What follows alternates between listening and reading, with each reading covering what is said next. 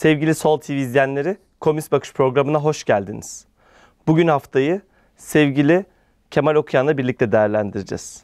Kemal Okuyan, hoş geldin. Hoş bulduk. Nasılsın? İyiyim, sağ ol. Sen nasılsın? İyi. Türkiye'de haftanın belirleyeni aslında bugün oldu. Biz Evet. bir haftayı konuşacaktık ama ağırlıklı olarak biraz bugünü konuşacağız.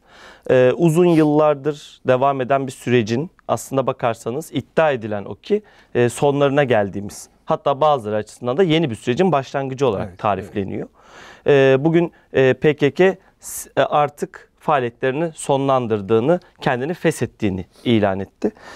Programımızın bir bölümü bu fesihin içeriğine dair olacak. Bir metin yayınlandı. PKK 12. Kongre Divanı imzalı. Bu metine dair birkaç sorum olacak. İstersen hemen başlayalım. Öncelikle bugün yayınlanmış olan fesih kararını nasıl değerlendiriyorsun? Bu fesih kararının sence aşamaları neler olacak ve bu sorunu ilerleteceği nokta nedir? Söz deyip sana bırakayım. Şimdi herhalde programın akışı içerisinde başka sorularla da açılır ama çok özetle söyleyeyim. Şimdi bir kere şuna dikkat etmemiz gerekiyor. Bu açıklamanın kongreden birkaç gün sonra yayınlanması, açıklanması, arada bir süre geçti. Bu sürede ne oldu?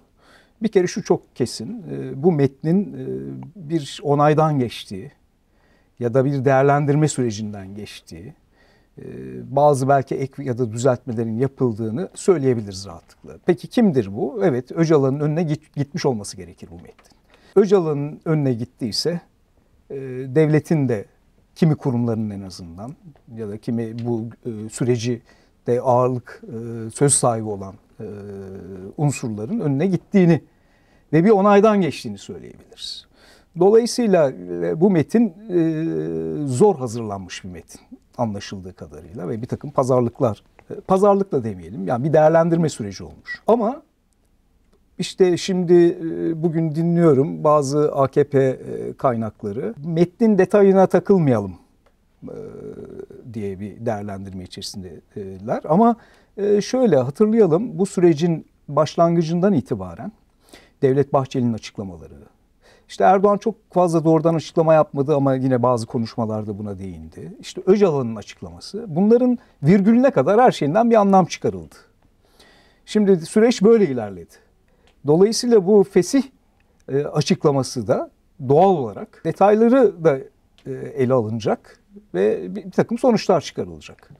Burada yer alan maddelerin, ifadelerin hepsinin, tekrar ediyorum, İmralı'dan ve İmralı'da eninde sonunda bir Öcalan'la beraber bir devlet heyeti de olduğu için devletin onayından geçtiğini rahatlıkla söyleyebiliriz. Şimdi o zaman metnin arka planına bakalım. Şimdi metin Öcalan'ın metniyle, ilk açıklamasıyla, çağrısıyla paralellik taşıyor birçok açıdan.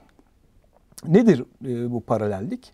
Bir kere sorunun kaynağına işaret ediyor. Sorunun kaynağını Öcalan ne olarak görüyordu? Türkiye Cumhuriyeti'nin inkarcı politikaları ve biraz Türkiye Cumhuriyeti'nin kuruluşundaki arızalara işaret ediyordu. Burada aynı şey var. İki şeye özellikle işaret ediliyor. Bir Lozan, iki 24 Anayasası. Şimdi burada bir şey görüyoruz, ısrar görüyoruz. İki, reel sosyalizm ya da sosyalizmin ulusalcı versiyonu ya da ulus devlete yaslanan versiyonu diye, ki sosyalizmin böyle bir tanımı yoktur. Ama bunun karşısında da bir demokratik sosyalizm şeyi konuyor. Evet, demokratik toplum sosyalizmi gibi bir tanım. Buna geleceğim. Yani konuşuruz işin bu kısmını. Burada da bir ortaklık var. Yani Öcalan'ın açıklamasıyla bugünkü açıklama arasında bir şey var, paralellik var. Sorunun kaynaklarına ilişkin olarak. Şimdi bu önemli. Demek ki Türkiye Cumhuriyeti'nin kuruluşuyla ilgili bir mesele masaya yatırılacak. Ki bunu biz öteden beri söylüyoruz. Burada bir uzlaşma var. AKP ile işte Öcalan arasındaki uzlaşmaya artık örgüt de katılmış oldu. Yani bunu önemsemek gerekiyor. Şimdi birincisi bu. İkincisi, burada özellikle bazı unsurlar konmuş. Mesela bağımsız Türkiye ya da emperyalistlerin oyunlarının bozulması gibi. Bunun özellikle önemli olduğunu düşünüyorum. Kimileri işte bugün AKP çevreleri, iktidar çevreleri işte gördünüz mü? Bakın yerli ve milli bir çizgiye doğru gidiyor falan. Ya geçiniz bunları. Yani nedenini söyleyeyim. Bugünkü açıklamayla ilgili değil söyleyeceğim şey. AKP ile ilgili, bugünkü iktidarla ilgili, bugünkü düzenle ilgili bir şeyden söz edeceğim. Bu yerli ve millilik iddialarını bir kenara koyalım. Ama metnin kendisini madem konuşuyoruz, ilk sorun bunun üzerine. Bu metinde özellikle konan maddeler bunlar, unsurlar. Artı sol bir söylem de var. Yani o bağımsız Türkiye meselesinden başlayarak bir de evet biz sosyalizmin bir türünü reddediyoruz ama bir başka türüne de sahip çıkıyoruz. Hatta sosyalizmsiz olmaz gibi bir şey var. Bu da muhtemelen hem demin içerisindeki çıkabilecek tepkileri ya da yalnız dem değil, geniş olarak hem Avrupa'da hem Irak'ta hem Suriye'de hem Türkiye'nin içerisinde çok geniş bir toplam var. Bu toplamın içerisindeki sol eğilimli unsurlara dönük bir belki kapsama ya da oradan gelecek tepkileri yumuşatmaya dönük bir şey var. Ama yalnız bu kadar değil. Bir de Türkiye solunun bu sürece destek ihtiyacı var. Bunu da karşılamaya dönük bir olgu var. Şimdi metinde dediğim gibi bunlara dikkat etmek gerekiyor. Bir takım ayrıntılar var. Yani örneğin şu ana kadar hiç dile getirilmemiş 2 ismin şehit olarak ilan edilmesi. Şimdi bunlar sembolik ama bir açıdan da kendi iç tarihleri açısından önemli şeyler. Bunu küçümsememek gerekiyor. Bunun arka planında neler döndü? Buna bakmak gerekir. Çünkü tartışmalı isimler bunlar. Bu tartışmalı isimler bir anda öne çıkartılıyorsa dengelerde bir takım değişiklikler olmuş olabilir. Bu hani benim çok üzerinde yorum yapabileceğim bir şey değil ya da yaparım ama bize düşmez. Öyle söyleyeyim. Ama bu metnin ayrıntıları AKP'nin iddia ettiği gibi ya da bugünkü iktidar çevrelerinin iddia ettiği gibi önemsiz şeyler değil. Burada belli başlıklarda bir uzlaşma sağlanmış. Şimdi dolayısıyla asıl konuşmamız gereken kısma geliyoruz ve belki senin diğer sorularından önce ben şunu söylemek zorundayım. Bu sürece dair biz başından beri şunu söyledik. Silahların susması, bir anlaşma, bir barış. Buna itiraz edilemez. Bu iyi de bir şey. Silahların susmasının dışında neden iyi bir şey? Çünkü kimse bu sorunun arkasına saklanamayacak artık. Ve herkesin daha açık bir biçimde nasıl bir Türkiye istediğini söylemeye başlaması gerekecek bugünden itibaren. Şimdi bunu engellemeye dönük bir yaygara var şu anda. Muazzam bir psikolojik baskı kuruluyor. Yeni bir dönem açıldı da bilmem ne falan. Yani bugün baktığınız zaman AKP medyasına ve AKP şeyine mesela bütün yöneticiler konuşuyor. Şimdi bütün yöneticilerin konuşması şu anlama geliyor. Biz burada olduk, hepimiz hemfikiriz. Ortada hiçbir problem kalmadı. Devam ediyor. Evet var bazı problemler ama bunları önemsemeyin. Yeni bir çağ açıldı. Barıştır, demokrasidir, özgürlüktür, kahrolsun emperyalizm bilmem ne. Böyle bir algı yaratılmaya çalışılıyor. Çok gürültü var. Diğer tarafta bu kadar büyük bir gürültü yok. Bir sessizlik var. Memnuniyetsiz kimi kesimler de var falan ama AKP iktidarına baktığımız zaman büyük bir gürültü var. Bu gürültünün amacı şu. İşte o detaylar tartışılmasın. Çünkü o detay denilen şey aslında meselenin özü. Biz şunu söylüyorduk. Evet silahlar sussun ama nereye evrilecek bu? Doğrultusu ne? Efendim özgürlükçü Türkiye falanmış. Yani 20 küsur iktidarda olan bir AKP'nin Türkiye'de temel meselelerde neler yaptıkları belli. Şimdi aniden AKP'yi de Öcalan mı yönetiyor? 25 yıldır bu partinin eli kolu bağlandı. Bu ülkeyi sömürü cennetine çevirdi. Uluslararası tekellerin istediği gibi hareket ettiği bir yere çevirdi. NATO operasyonları, BOP'lar, ÇOP'lar, bütün bir sürü bölgedeki şeyler ve laiklik gitti. Bütün bunların sorumlusu kimdi? Ya da dediğim gibi yani bu ülkede bu iktidarın elini kolunu bağlayan mekanizmaların içerisinde Öcalan'da mı vardı? Bunu mu iddia ediyorlar? Bunun mu arkasına sığınacaklar? O yüzden de bu laf kalabalığının üstüne gitmek gerekiyor ve meselenin özünü tartışmak gerekiyor. Ama öte yandan da evet iyi oldu bu. Bunu söylemek zorundayız. Evet. Kongre metninde aslında bir sorun, sen de bahsettin, bir sorun tarifi yapılıyor ve bu sorunun başlangıç referansı olarak da Lozan Anlaşması ve 1924 Anayasası referans alınıyor. Yani bir noktadan sonra PKK metninde Kürt sorununun başlangıcı Cumhuriyet'in kuruluş sürecindeki o temel unsurlara dayandırılıyor. Ve bu unsurların inkarcı ve Kürtleri görmeyen yönleri vurgulanıyor ve temel problemin de buradan başladığı iddia ediliyor. Şimdi senin son dönemde Haluk Epkon'la yaptığın söyleşi kitabında da değindiğim bir noktaydı Lozan. Ben biraz burayı sormak istiyorum. Kürtlerle ortaya çıkan sorunun, yani Kürt sorununun, bugün Türkiye'deki mevcut Kürt sorunun başlangıcı gerçekten Cumhuriyet'in bir sonucu mudur? Eğer böyle düşünmüyorsan bu Lozan süreci ve 1924 sonrasında o inkarcılık dediğimiz şeyin kendisi nereye denk düşüyor aslında bakarsan? Bir kere şu son derece önemli. Yani Cumhuriyet'in Kürt sorunun başlangıç noktası olduğu tezi ya da işte Lozan Anlaşması ve 24 Anayasası. Bugün bakıldığında Kürt halkını, Kürt kökenli yurttaşlarımızı çok zor duruma düşürecek bir iddia. Neden? Çünkü olduğu gibi bir halkı ya da bu halkın yaşadığı sorunları o dönemin çok önemli bir ilerici, devrimci hamlesine bağlıyor. Bu telafisi çok zor olan bir tutumdur ve yalnızca geçmişe dönük bir tutum değildir, bugüne dönük de bir tutumudur.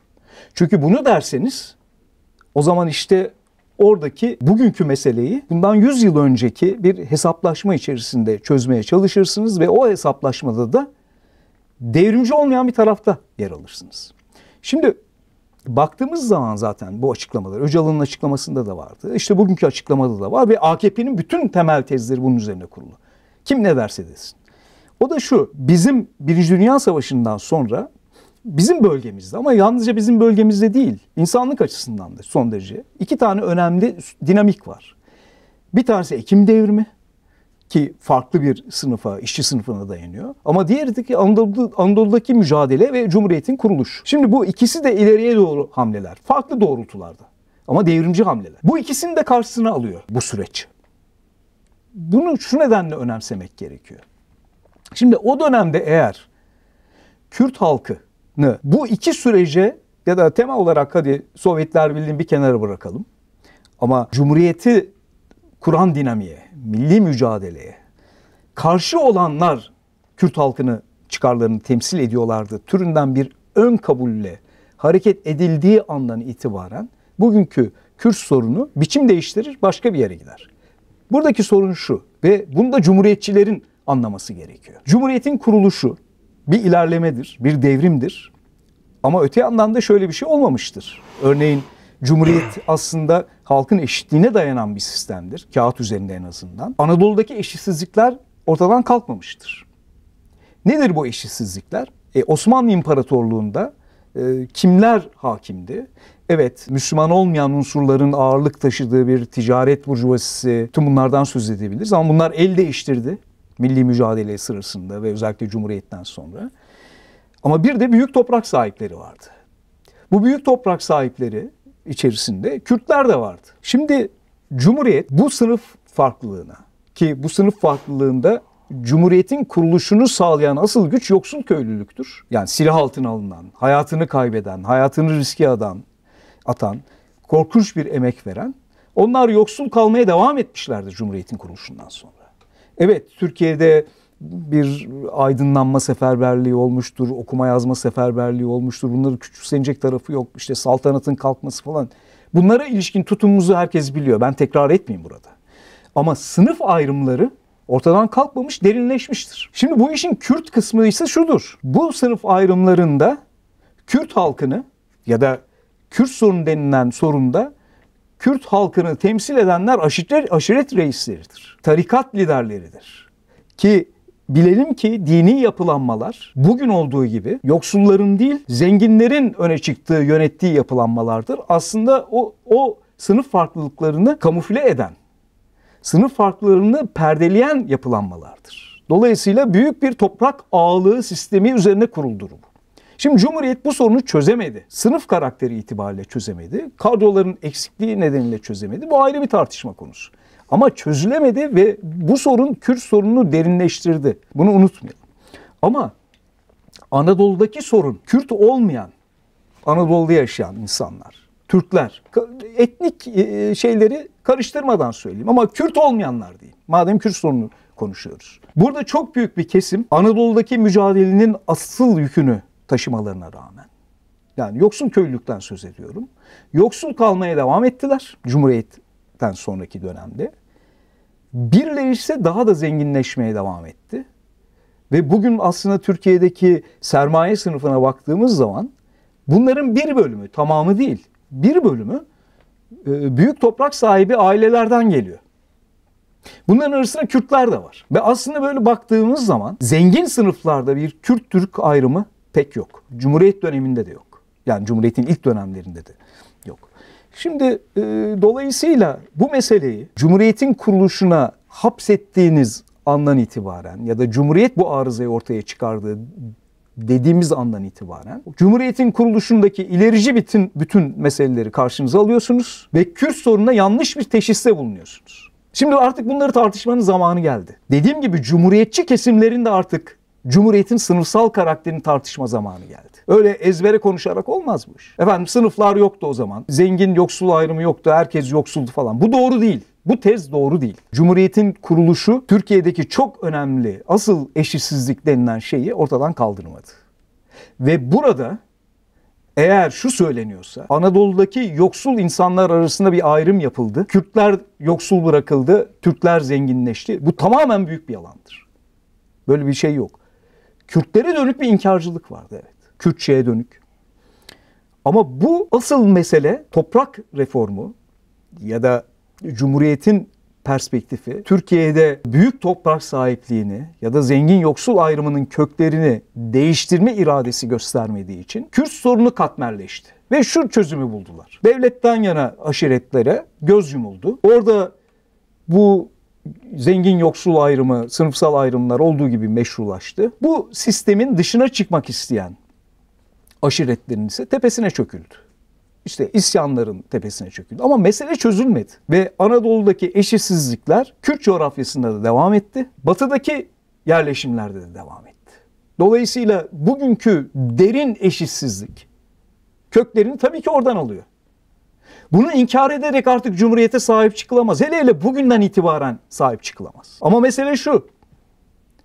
Cumhuriyet'i tarih içerisinde bir yere yerleştireceğiz. Efendim ve Lozan da dahil buna.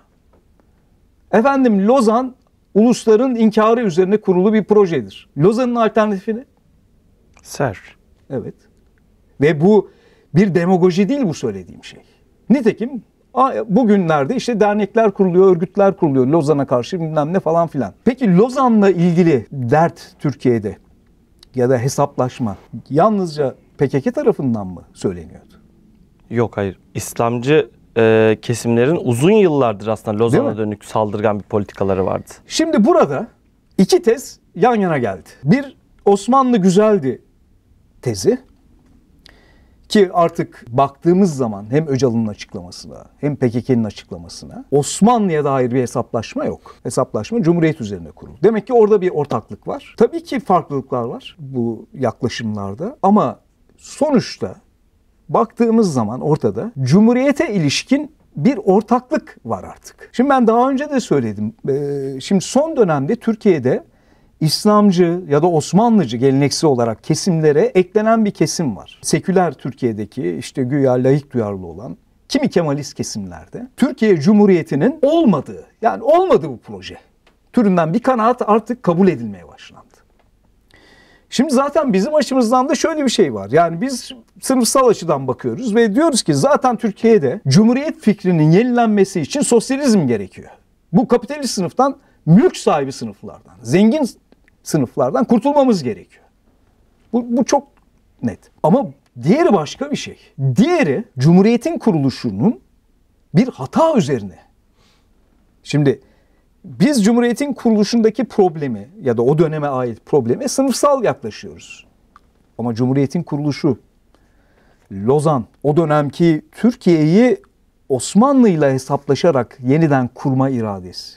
Burada bir problem görmüyoruz. Şimdi problemi başka bir yerde görüyorlar. Ama dediğim gibi bunlar artık tartışılmak zorunda. Çünkü bugünden itibaren bir engel kalkıyor. İşte mesele hep beraber halaya durma ya da tuhaf tuhaf adamların çıkıp Kürtçe şarkılar söylemesi televizyonda değil herhalde. Bu yaygaradan ibaret olmayacak. Nasıl bir Türkiye istiyoruz? Bugün efendim artık yeni yüzyıl Türk-Kürt yüzyıldır deniyorsa, ki buna hiçbir itirazım yok bu söze. Hiçbir itirazım yok. Ne güzel. Ama nasıl bir Türkiye? Şeyh Saidlerin çizgisinin bugünkü devamı, eğer bugünkü AKP projesine bir meşruiyet, tarihsel meşruiyet katmak ve bu doğrultuda devam etmek üzerine kurulu bir şey. Biz bunun karşısında duracağız. Bizim dediğimiz belli. Öyle afili sözler, işte emperyalizme meydan okuyoruz falan, bunlar öyle lafla altı dolduracak şeyler değil. Biz 25 yıllık ya da 20 küsur yıllık AKP iktidarının ne yaptığına bakarız. Tarihe nasıl yaklaştıklarına bakarız. Dolayısıyla ortada şu anda bir oldu bittiyle ve muazzam bir mahalle baskısı kurarak işte çözdük, Türkiye'nin en temel meselesi falan filan çözdük. Hep iddia ettiğimiz şeyle işte şimdi karşılaşıyoruz. Türkiye'de Kürt sorunu Türkiye'nin bütün temel meselelerine bağlı bir meseledir. Sınıfsaldır, laikliğe bağlıdır, cumhuriyet meselesine bağlıdır, emperyalizm meselesine bağlıdır. Şimdi biz Kürt sorununu çözdük, artık demokratikleşiyoruz. AKP ilk kurulduğunda da demokratikleşiyorduk. O zaman da başka bir yaygara kopuyordu, Avrupa Birliği yaygarası. Ağzını açanı susturmaya çalışıyorlardı. Aynı şey gene yapacaklar. Biz bu tuzağa düşmeyiz. Bu sürecin dediğim gibi olumlu tarafı var ama bunlar tartışılmak zorunda ve herkesin bu tartışmada artık başka bir şeyin arkasına sığınmaması gerekir. Çünkü Türkiye'deki cumhuriyetçi kesimlerde şöyle bir algı vardı işte. Bunlar emperyalizmin aparatı, işte bunlar terör örgütü, değil mi? Bunun dışında hiçbir şey söylemiyorlardı. Şimdi tartışılması gerekiyor. Her şeyin tartışılması gerekiyor. Yani emperyalizmin aparatı, bakın emperyalizm sadece ABD'den ibaret bir olgu değil. Bugünkü toplumsal, sosyoekonomik sisteme karşı çıkmadan emperyalizmin karşısında durulamayacağını defalarca söyledik. Bu sömürü ilişkileri, kapitalizm, tekelci sistem, yerli ya da yabancı hiçbir önemi yok. Bunlara yaslanan bir şey anti-emperyalist olamaz. Mümkün değil. Bunların hepsi tartışılacak. Dolayısıyla kapaklar açıldı madem. Herkes nasıl bir Türkiye istiyor? Geçmişe nasıl bakıldı? Çünkü geçmiş geleceğin bir açıdan aynasıdır. Bunları tartışacağız ve mücadele edeceğiz. Tartışmakla yetinmeyeceğiz tabii ki. Kemal, metne dair daha uzun konuşmalar, daha uzun tartışmalar, gerek yazılar, gerek söyleşiler olacaktır elbette. Ancak ben metnin içeriğine dair son bir soru sorarak aslında bitirmek istiyorum metin boyutunu. Şimdi metnin sonunda aslında selamlama bölümüne geçerken bir ibare var ve bu ibareyi biz daha önce Öcalan'ın mektubunda da görmüştük. Hatta seninle bu konuyu da biraz detaylı konuşmuştuk ama ancak bu sefer bir örgütün kongre metninde geçtiği için sanırım tekrar üzerinde durmanın iyi olacağını düşünüyorum. Bir ulus devletçi sosyalizmin yenilgisi, bir de demokratik toplum sosyalizminin zaferi denklemi kuruluyor. Yani sosyalizmin iki türüne dair bir değerlendirme yapıyor kongrede. En azından divan metninde böyle bir değerlendirme söz konusu. Şimdi TKP bu açıdan PKK kongresine mahkum edilen ulus devletçi sosyalistler arasında mı yer alıyor? Ya da sosyalizmi biz böyle ulus devletçi sosyalizm, demokratik toplumcu sosyalizm gibi bir ayrıma mı tabi tutmamız gerekiyor? Bu ayrım sana göre neye dayanıyor? Artıları, eksileri ya da genel açıdan bu tanımları bir değerlendirebilir misin? Sosyalizmin bu tür bir eksende ya da başka eksenlerde farklı türleri olduğu iddiası bir kere bir 21. yüzyıl masalıdır. 20. yüzyılda da bu masal söyleniyordu ama bu kadar etkili olmuyordu. Geçiniz, böyle bir ayrım yok. Sosyalizmin tek bir ilkesi vardır. Bir. İkincisi, burada da ve Öcalan'ın açıklamasında da dile getirilen ve eleştirilen, hatta Kürt sorununun biraz bugüne kadar uzamasının kaynağında ya da örgütün tercihlerindeki örgütü hataya sürükleyen, PKK'yı hataya sürükleyen şeylerden birisi olarak gösterilen real sosyalizmin kendisi ifade edildiği üzere bir ulus devlet karakteri taşımıyordu. Sovyetler Birliği çok uluslu bir süreçti ama sosyalizmin evrensel ilkeleri uygulanıyordu. Bu ulus devlet meselesi ne zaman çıktı? Emperyalizmin, Sovyetler Birliği'nin dağılmasından sonra ulus devletlere karşı ideolojik, siyasi, askeri, kültürel bir saldırı başlatıldı. Öncesi de vardı ama sonrasında da. Şimdi bu bir takım faşizan tepkilerle karşılandığı gibi kimileri sınıfsal bir açıdan baktı ve bu liberal saldırının kaynaklarını değerlendirdi bizim gibi. Kimileri ise dediğim gibi yani faşist bir refleksle işte ulus devlet savunusu kendilerince yapmaya kalktılar. Ama saldırı sınıfsal bir saldırıydı, liberal bir saldırıydı. Uluslararası tekellerin sınır tanımaksızın tek tek ülkelere, o ülkelerin ulus devlet tek bir ulusa dayanıp dayanmamasıyla ilgili bir mesele değildi bu. Şimdi gelelim şuna. Türkiye'de sosyalizmin kuruluşu, bir sosyalist cumhuriyetin kuruluşu, altını çizeyim, etnik referanslara zaten yapılmayacak. Dolayısıyla burada ne kastediliyor, kim eleştiriliyor? Bence mesele burada. Bu ayrım üzerine kurulu değil. Daha çok biz sosyalizm vurgusuna devam ediyoruz türü bir ihtiyacın eseri. Solu kapsamaya devam etmek istiyorlar. Yani biraz Türkiye soluyla mı ilgili bu tabirin var olması? Bize yalnızca Türkiye solu değil, Kürt hareketinin içerisindeki kimi sol referanslara hala bağlı kesimleri de tutmak için bu gerekiyor. Dolayısıyla ben bunun bir teorik tartışma olabileceğini düşünmüyorum. Sosyalizmin ilkeleri tektir. Elbette her ülkenin koşuluna göre o ilkeler hayata geçer ama örneğin kimse kolektif mülkiyet, kamu mülkiyetini, devlet mülkiyetini yok sayarak sosyalizm kuramaz. Gayet basit, temel bir ilke. Ya da siyasal alanda aşağıdan yukarıya bir demokrasinin örgütlenmesi ve meclisin üzerinde hiçbir gücün olmaması, kuvvetler birliği sosyalizmin temel ilkesidir. Yani yasamanın üzerine ya da yanına hiçbir kuvvetin eklenmemesi. Bunları biraz daha çoğaltabiliriz ama sosyalizmin şeyi tektir. Öyle yok ulus devletçi sosyalizm, demokratik sosyalizm diye bir şey yok.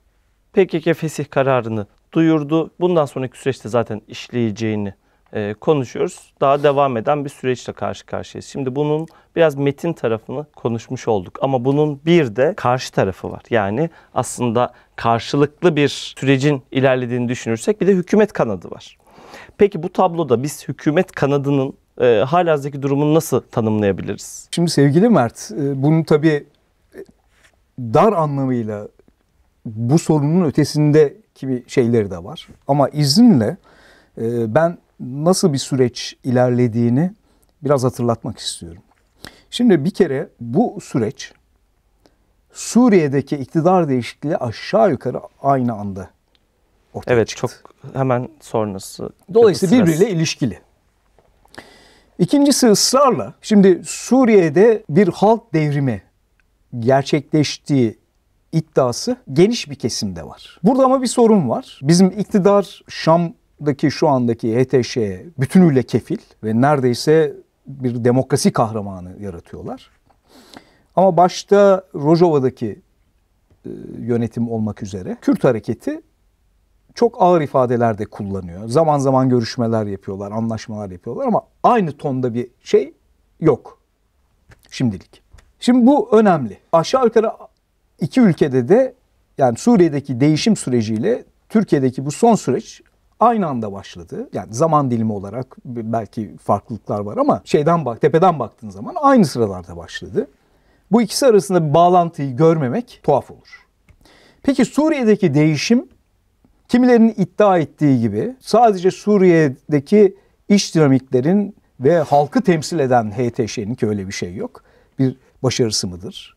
Ya da iddia edildiği gibi Türkiye'nin İsrail'e ve emperyalizme karşı büyük bir operasyonu mudur? Hayır. Suriye'deki operasyonun çok ciddi bir şekilde İngiltere'nin dahliyle gerçekleştiğini biliyoruz. Yani hiç burada bir şey yok. Ama sonra bize başka bir öykü daha anlatıldı. Dendi ki Öcalan'la beraber bugünkü Türkiye'de devlet Kürt sorununu artık uluslararası merkezlerin bir aracı olmaktan, enstrümanı olmaktan çıkartacak bir hamle yapılacak ve dolayısıyla bu sürecin kendisi yerli ve milli. Buna dair DEM yöneticilerinden de benzer açıklamalar geldi. Bugünkü açıklamada da buraya dönük bir ima var. Yani emperyalistlerin oyunlarını boşa çıkarıyoruz. Şimdi şunu hatırlatmak istiyorum. Bu süreçte özellikle etkisi olan İsrail, İngiltere, ABD gibi ülkeleri katıyorum. Ya öteden beri buraya bu meselelerde Suriye'de, Irak'ta ya da Türkiye'de ya da Kürt sorunu üzerinde ciddi etkisi olan, belki burayı Fransa'da da etkileyebiliriz. Madem böyle bir etki var, madem 50 yıllık bir öyküden söz ediliyor. Şimdi değil mi, AKP 50 yıllık bir emperyalist enstrümandan söz ediyor. Bu kadar kolay mı? Yani şunu mu iddia edeceğiz biz? ABD, İngiltere, İsrail, Fransa aslında o kadar zayıf ki bu süreci sabote etmeye çalıştılar ama biz kararlı durduk ve başardık. Şimdi bu süreç yalnızca Türkiye'nin içini ilgilendirmiyor. Suriye'yi ilgilendiriyor, Irak'ı ilgilendiriyor, İran'ı ilgilendiriyor. Ben İsrail, ABD, Fransa ve İngiltere'nin bu kadar zayıf olduğunu düşünmüyorum. Bu bir masal. Bu bir öykü daha doğrusu. Böyle bir şey olamaz. Bizi aptal yerine kimse koymasın. Şunu demiyorum, bu ülkeler yenilmezler mi? Hayır. Ama bu ülkeleri yenmek için bu ülkelerin Türkiye'deki operasyonlarına karşı durmak gerekir.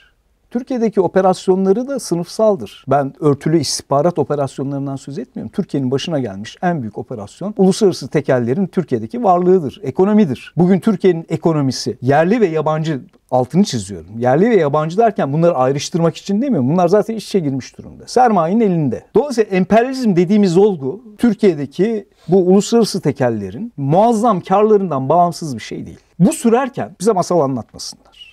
Türkiye'nin NATO üyeliği sürerken, Türkiye ile ABD arasındaki ilişkiler daha da derinleşirken, mesele yalnızca Trump değil, ya da Türkiye'nin Avrupa Birliği ile mesaisinde işte özellikle bu güvenlik konseptindeki süreçler devam ederken, Türkiye Azerbaycan'da günlerdir Azerbaycan'ın moderatörlüğünde İsrail'le görüşmeler yaparken, efendim biz bu oyunları bozduk, bitti.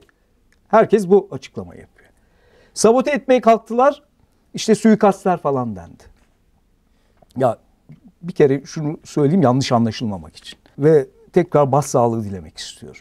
Çok farklı dünyaların insanıydık. Benim kişisel bir dostluğum da vardı ama çok uzun süredir görüşmüyorduk Sırrı Süreyya Önder'le.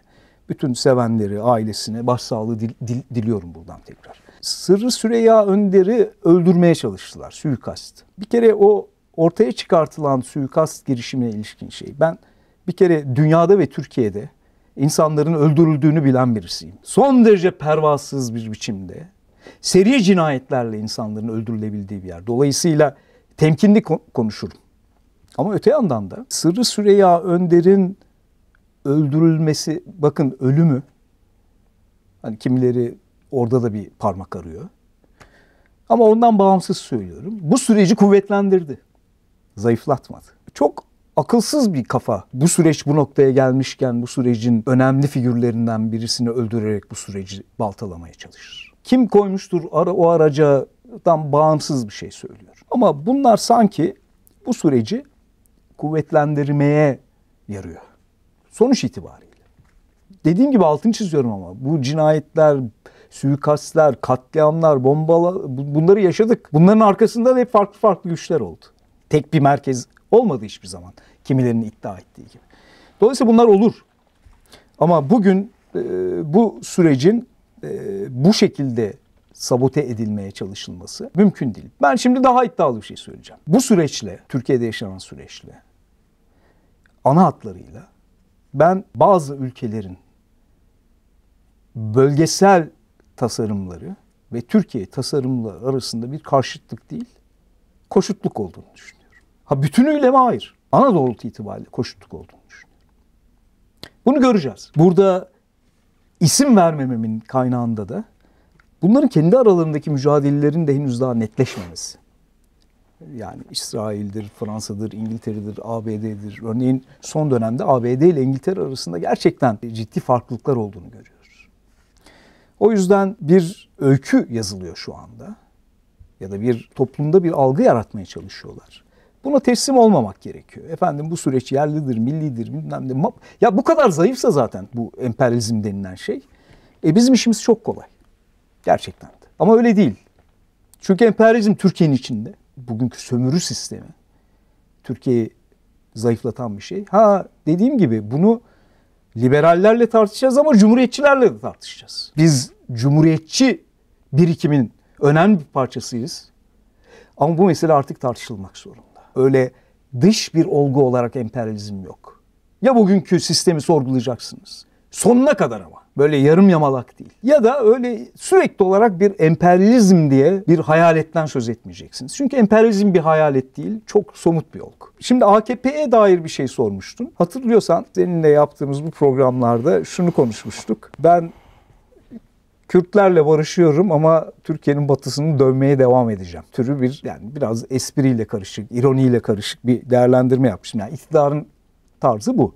Şimdi baktığımız zaman burada devam edecekler gibi gözüküyor. Burada tabii bir 2027 ya da 28'de yapılacak seçimi kazanmaya dönük bir proje de var. Bundan ibaret değil kimilerin iddia ettiği gibi. Ama bunun bir parçası da bu. Bu Erdoğan'ın geleceğini ilgilendiriyor. Şahsi geleceğini ilgilendiriyor.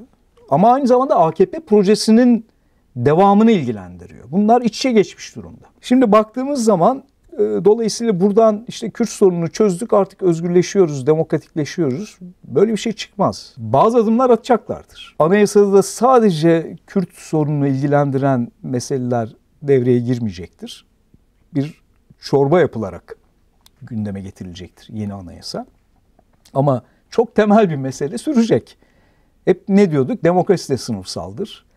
Türkiye'de emekçi halkın kendi sömürüye karşı mücadele ya da gündelik ekmeği için mücadele etme hakkı elinden alındığı sürece hiçbir süreç demokratikleşme sıfatını hak kazanamaz. Bu kadar net. Dediğim gibi bir takım televizyon programlarında bebek katili Öcalan yerine Sayın Öcalan denmesi ya da sözde sözde örgüt ya da sözde komutan, sözde temsilci, sözde yönetici gibi saçma sapan bir Türkçenin yerine daha dikkatli bir dil kullanılması belki kısmen önemlidir ama bunlar Türkiye'nin meseleleri değil. Kim ne istiyorsa ona devam etsin. Tabii ki bu düşmanlık üreten dil ortadan kalksın. Buna kimsenin itirazı yok. Ama meselenin özü konuşulsun. Nasıl bir Türkiye istiyoruz? Orada da laikliği, sınıf çelişkilerini ve uluslararası sistemi sorgulamayan ya da gündeme almayan hiçbir tez değerli değildir. Bunu tartışacağız. Dolayısıyla bizim de elimiz güçlendi ve burada Kürt yoksullarının, Kürt kökenli emekçilerin nasıl bir gelecek, nasıl bir mücadele, nasıl bir ortaklık içerisine gireceği Türkiye'deki bütün emekçilerle birlikte buna dair son derece cesur önerilerimiz olacak. Kapak kalktı. Sadece AKP'liler konuşmayacak bu ülkede. Ya da sadece AKP ile beraber bir sürece girenler konuşmayacak. Tabii ki biz de konuşacağız. Peki bu konuşanlar arasından son unsura geçeceğim aslında. DEM Parti. Evet. Sonuçta sürecin bir boyutu hükümet, bir boyutu PKK, bir boyutu da DEM Parti üzerine ilerliyor ve yakın zamanlarda kulislere düşen bir bilgi aslında çok tartışıldı, çok gündem oldu. Kimileri asparagas dedi, kimileri böyle olması lazım dedi. DEM Parti içerisinde daha Kürdi ağırlıklı bir toplamla evet, sol bir toplamın birbirinden ayrı bir siyasal zeminde siyaseti devam ettirmesine dair bir değerlendirme yapıldı.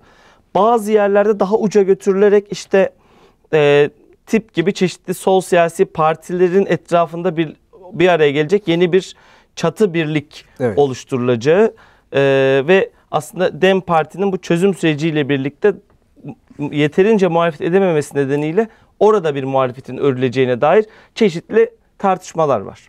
Şimdi iki yönlü. Birincisi bu tartışmaların genel hatlarına hakkında ne düşünüyorsun?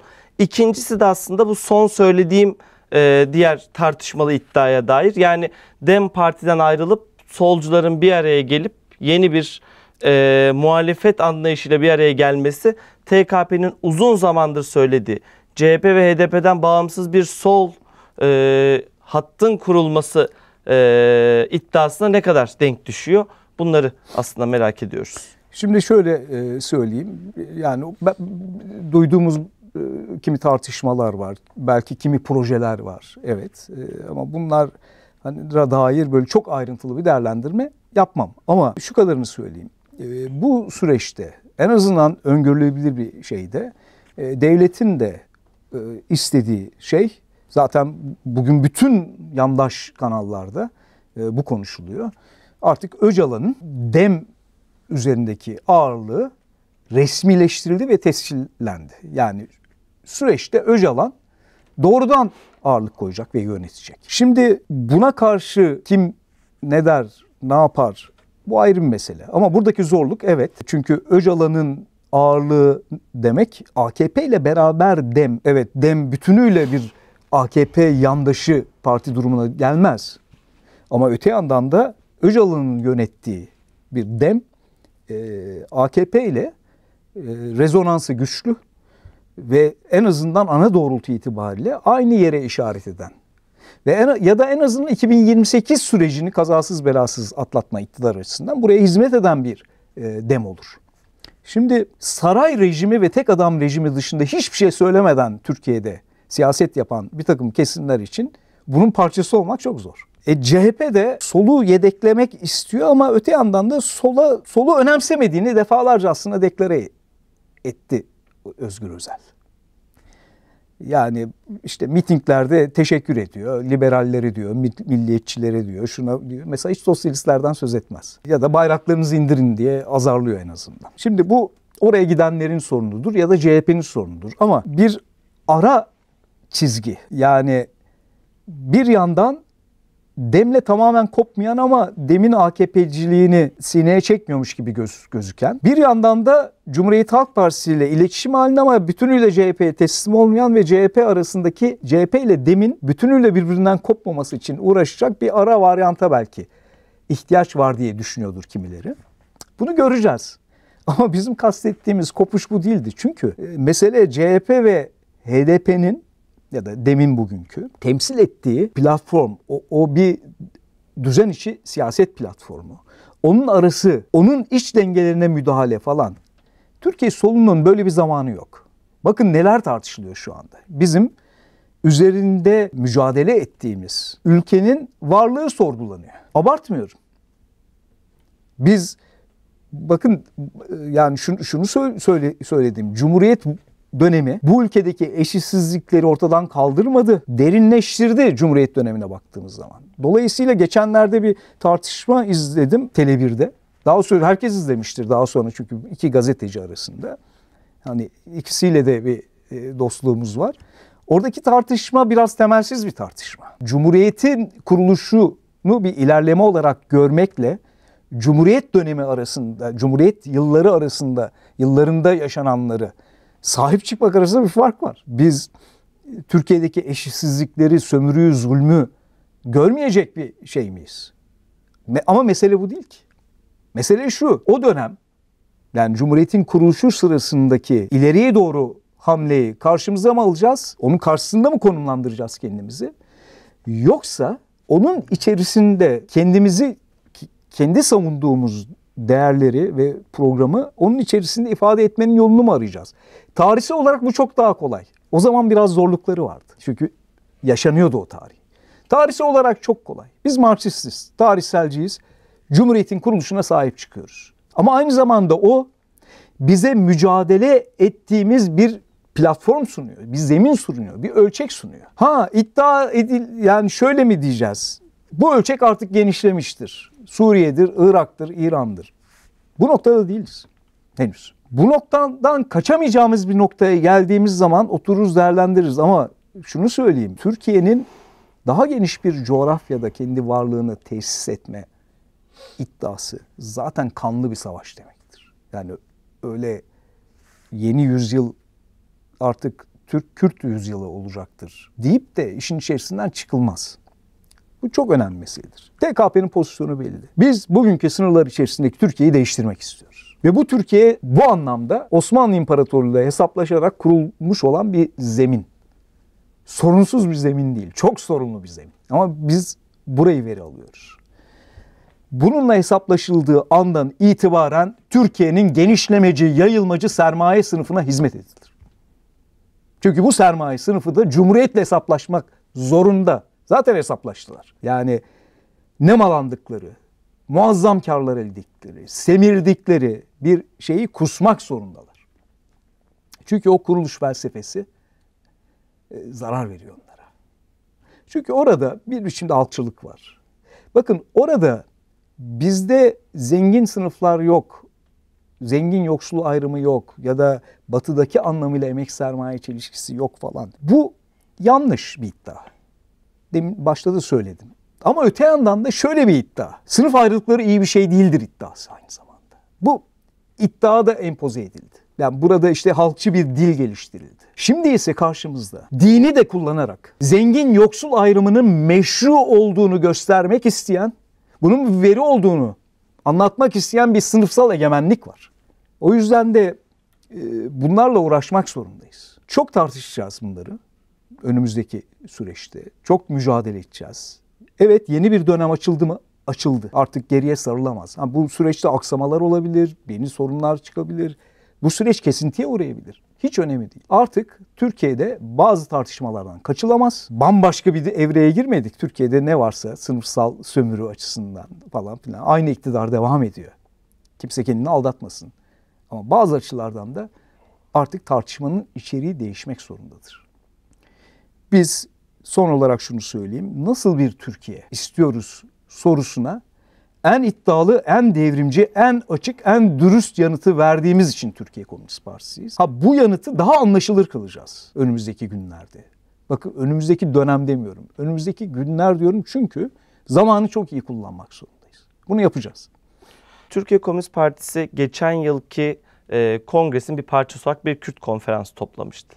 Şimdi bu konferansın çeşitli değerlendirmeleri, çeşitli çıktıları, çeşitli yaklaşımları olmuştu sonrasındaki süreçte de. Şimdi bu yeni ve aslına bakarsak köklü değişim sonrasında, yani PKK'nın feshi sonrasında burada yeniden bir değerlendirme, yeniden bir yaklaşım ve bir revize ihtiyacı yok mu? Bu açıdan bugünkü karar TKP'nin Kürt halkına, Kürt dinamiğine de denilebilir ya da Kürt sorununa bakışına dair bir değerlendirme yenilemesine sahne olacak mı? Doğrultu itibariyle hayır. Ama kesinlikle içeriğin zenginleşmesi, daha somut hale getirilmesi ve tabii ki güncellenmesi gerekiyor. Bunu yapacağız ama şöyle artık sözümüzü söylerken ayrı bir başlık olarak, şimdi biz Kürt konferansını bir kongre sürecinin parçası olarak ve orada bir dizi başlık vardı. Kürt sorununda önemli bir başlık olarak yer verdik. Ama şuna da çok yatkın değiliz. Başka şeylerden bağımsız bir Kürt sorunu ya da artık yani Kürt sorunu sözcüğünden biraz uzaklaşıp Türkiye'de bir emekçi dinamiği olarak Kürtleri, bu önemsizleştirme anlamına gelmiyor. Hep şunu söyledik. Türkiye'de bir laiklik kavgası olacaksa, bir eşitlik kavgası olacaksa, bir sosyalizm kavgası olacaksa, bir cumhuriyet kavgası olacaksa bu kavga Kürt yoksulları olmadan başarıya ulaşamaz. Ve kendisini inkar eden, boyun eğmiş, sığıntı bir Kürt unsuruyla da bunlar olmaz. Dolayısıyla bizim doğrultumuzda bir şey olmaz. Ama bir zenginleştirme önümüzdeki süreçte gerekecektir. Öte yandan da başka bütün başlıkları böyle bir kenara koyup bir Kürt sorunu, her şeyin üstünde bir Kürt sorunu varmış gibi, ki şimdi bunu AKP de yapıyor. Yani AKP bizim yaptığımız bütün güzel şeyleri dengeleyen ya da yok eden bir Kürt sorunu vardı. Şimdi o ortadan kalktı hikayesini anlatıyor şu anda. Bunu kabul edemeyiz biz. Böyle bir Kürt sorunu yok Türkiye'de. Başka şeylerden bağımsız bir Kürt sorunu yok. Kürt sorunu Türkiye'de aydınlanma mücadelesinin bir parçasıdır. Cumhuriyet mücadelesinin bir parçasıdır. Emeğin mücadelesinin bir parçasıdır. Bunların üstünde bir Kürt sorunu olduğunu iddia eden bir solculuk türü vardı. Bugünden itibaren bu tür de tarihi bir darbe almıştır. Programımızın sonuna geldik. Katıldığın ve sorularımızı cevapladığın için çok teşekkür ederiz. Ben teşekkür ederim. Sana da kolay gelsin. Çok bütün izleyicilerimize de başarılı, sağlıklı günler dileyelim. Sevgili Sol TV izleyenleri, programımızın sonuna geldik. Bir sonraki program görüşmek üzere.